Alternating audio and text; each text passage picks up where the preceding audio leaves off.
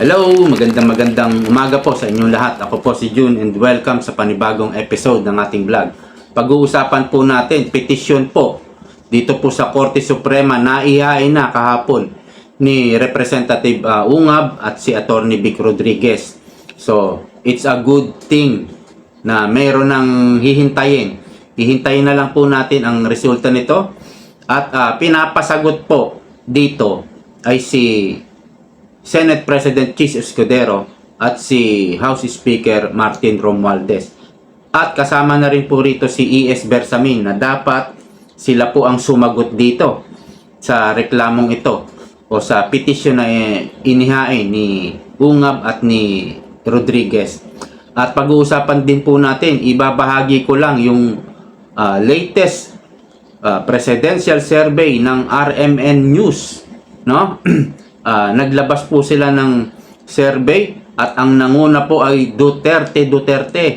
So yan po ang inyong aabangan, maya po yan, ibabahagi ko sa inyo.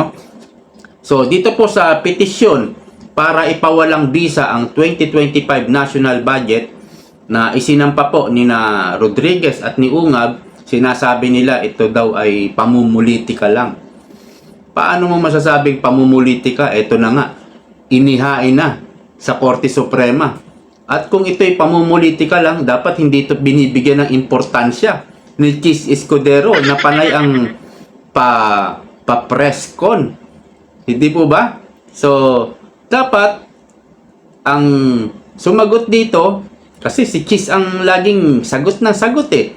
At ibang mga senador na tanong na, ibang congressman, pero nananatiling tikom ang bibig ng ating Speaker of the House, Martin Romualdez.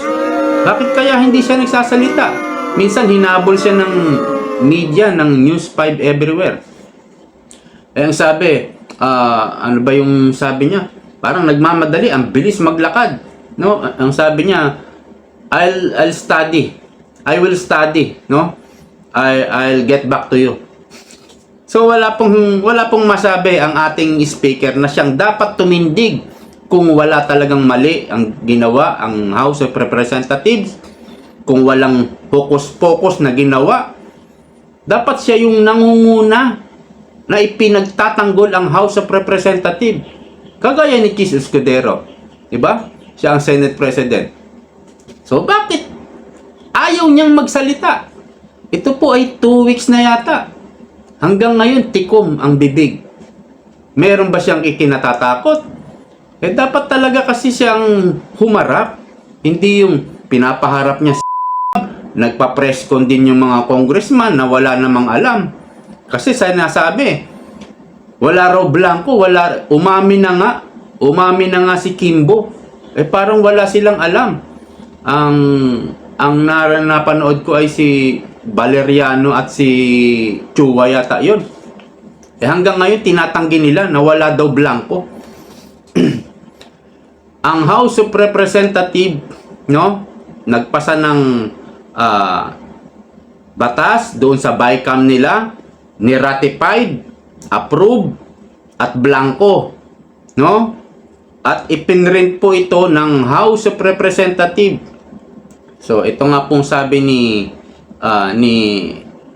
Vic Rodriguez, inakusahan din ni Rodriguez ang mga senador at kongresistang hindi tumutol upang maipasa ang national budget na kasabwat umano sa tinawag niyang biggest money heist. Heist banta pronunciation yan. So, ibig sabihin, yung mga pumirma, sila po yung hindi tumutol. Kasi once na pumirma ka, nag-approve ka eh.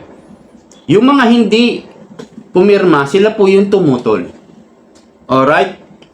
At sabi ni Attorney Vic Rodriguez, kakasuhan niya ng criminal case o nila. Kakasuhan nila ng criminal na kaso. Siguro si Chis Escudero at si Martin Romualdez. Ewan ko kung kasama pa yung committee o mga chairman ng Committee of Appropriation at saka mga vice chairman nito. Ewan ko kung isasama sila sa isasampang kaso na criminal case. Criminal po dahil falsification of public documents po ito. At ang pinag-uusapan po natin, napaka-importante, napakahalaga. Ito po ay very sensitive. 6.3 trillion budget po ng Pilipinas. Hindi po ito basta-basta. Kaya kung sasabihin nila, namumulitika lang ang mga Duterte, sinasabihan pa nila na gumagawa lang ng diversionary tactic. Wala pong dapat i-divert ang mga Duterte. Kayo siguro, no? Marami kayong dapat i-divert. Yung mga kababayan natin na tumataas ang bilang ng mga naghihirap at nagbugutom, kawalan ng trabaho, tumataas din ang bilang. Marami kayong dapat itago, ikubli sa pamamagitan ng diversionary tactic, mga nagmamahalang presyo ng bilihin at iba pa, at marami pa. Kayo ang gumagawa ng diversionary tactic, pero nakikita nyo, no? Ibinibintang nila sa iba. Yung gawain nila, yung ugali nila, no? Ibinibintang nila sa iba. Napakadali lang kasi magbintang, mag-akusa. Pero ang hirap, wala naman silang prebang na ilalabas. Hindi katulad ni Ungab, ni Vic Rodriguez, ni Pangulong Duterte. Ayan, naipost na po ni Vic Rodriguez sa kanyang Facebook. Tignan nyo na lang. At nandyan po yung mga papeles na walang o na mga blanco. Nandyan po sa Facebook ni Vic Rodriguez. So, ang sabi po ni Pangulong Duterte ay eto: for sure, sa exact standard ng ating batas, lalo na money appropriation must appear true and correct value what would be application for public money. Pag ganoon, there's something terribly wrong, saad ni Duterte. As a matter of fact, kung may mga blanco yan lumusot, that is not valid legislation. Kung sa batas na yan, lumabas na yan na blanco-blanco, either it could be filled up before or after. Anong ibig sabihin nito? Either it could be filled up before or after. Ang nagpiprint po ng nagawa nilang batas o naipasa nilang batas sa House of Representatives ay Congress, House of Representatives sa Kamara. Sila po yung nagpiprint niyan. And ayan po yung ibinigay nilang mga kopya through email. Mga kopya sa lahat ng congressman, kopya sa mga senador, no? At ito'y ratified, pirmado ng ilang mga, hindi naman lahat, ng ilang mga members of Bicameral Conference Committee. Ibig sabihin, in-approve yan. Hindi naman lahat ng member na yan. Ibig sabihin, doon po sa binigay na kopya, doon po nakalagay blanco. May mga blanco. At galing po yan sa House of Representatives. So, ang sinasabi ni Pangulong Duterte, either it could be filled up before or after. Ang tinutukoy natin yung mga blanco, no? Kung nakapag-print na at yung naiprint ay blanco, it's either bago ipasa sa Malacanang, may nag-fill in the blanks.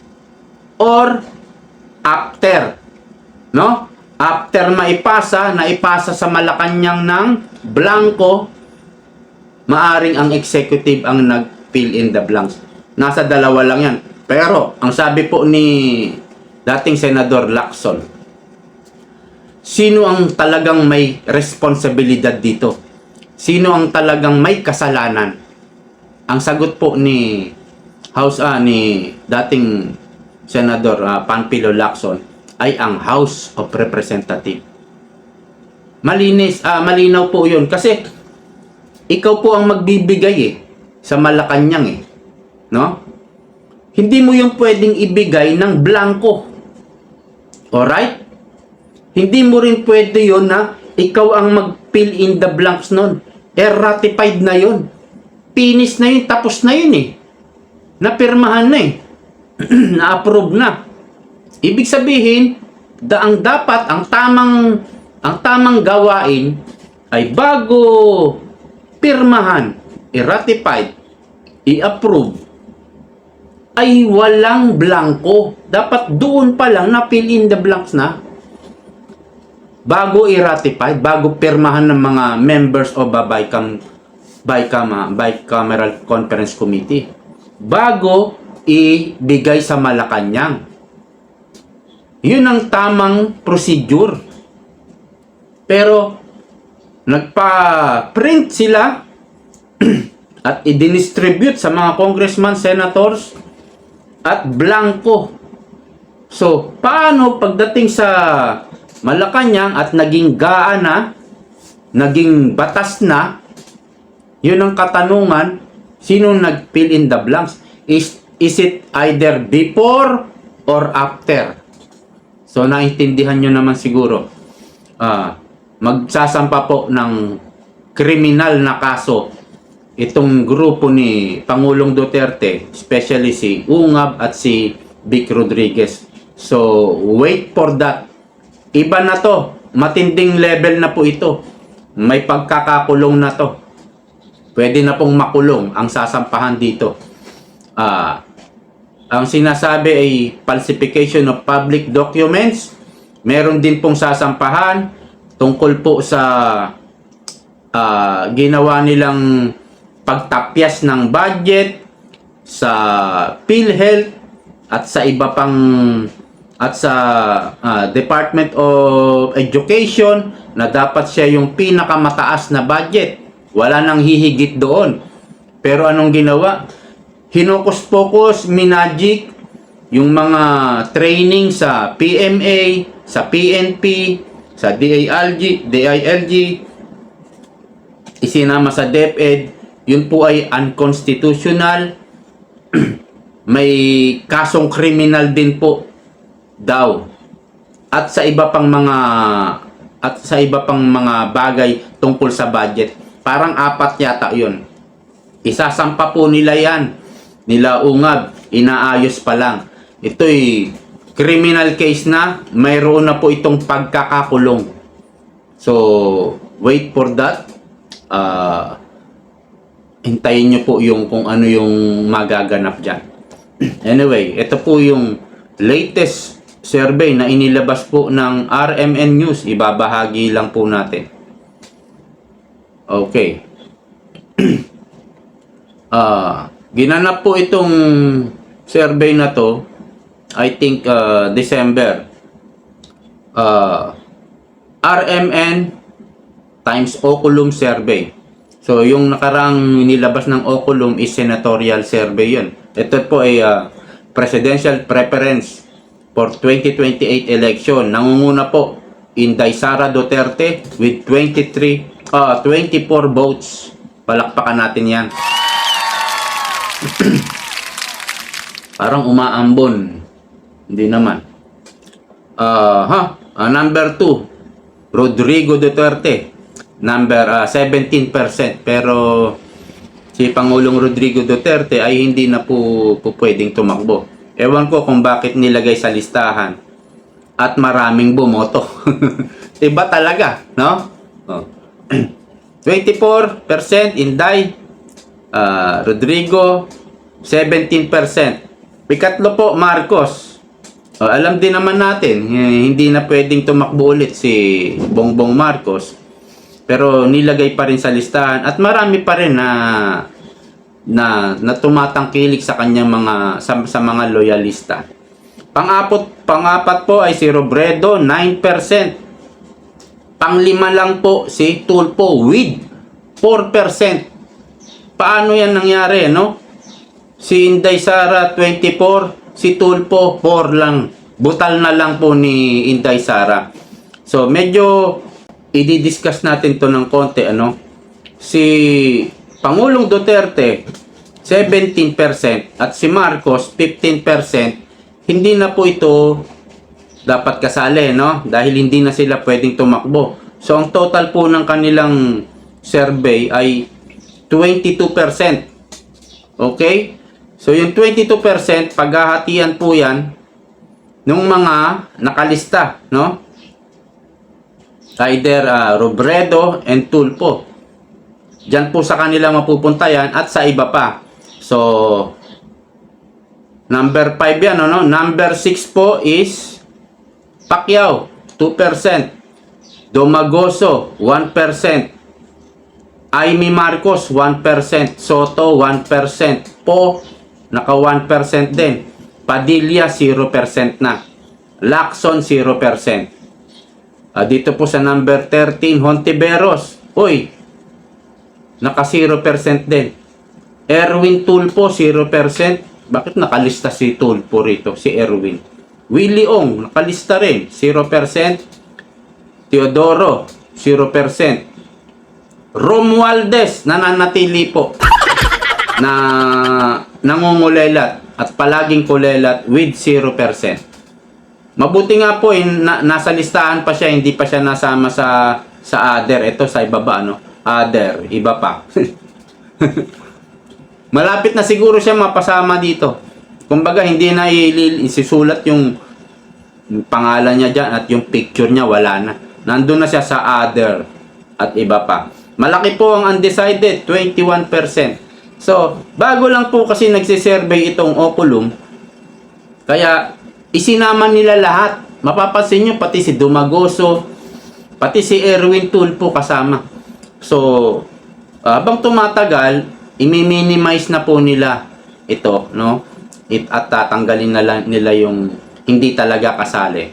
So, may progress pa po si Robredo at Tulfo. Pero, bakit ganun? Mas nauna si Robredo kaysa kay Tulfo. Samantalang sa mga nakaraang survey, nagpupukpukan si Inday Sara at si Rapi Tulfo. Ang laban nila is head to head or neck and neck. Talagang halos magpantay yung kanilang survey. Pero ngayon, ang layo. Ang layo po ni Tulfo, mas lamang pa si Robredo.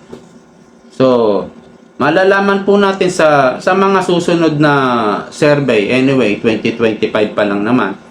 3 taon pa ang pagtitiis na ating hihintayin. So hanggang dito na lang po. Maraming salamat sa panonood. Hintayin nyo po yung ating next upload. So see you po next time. I'm June. Bye-bye.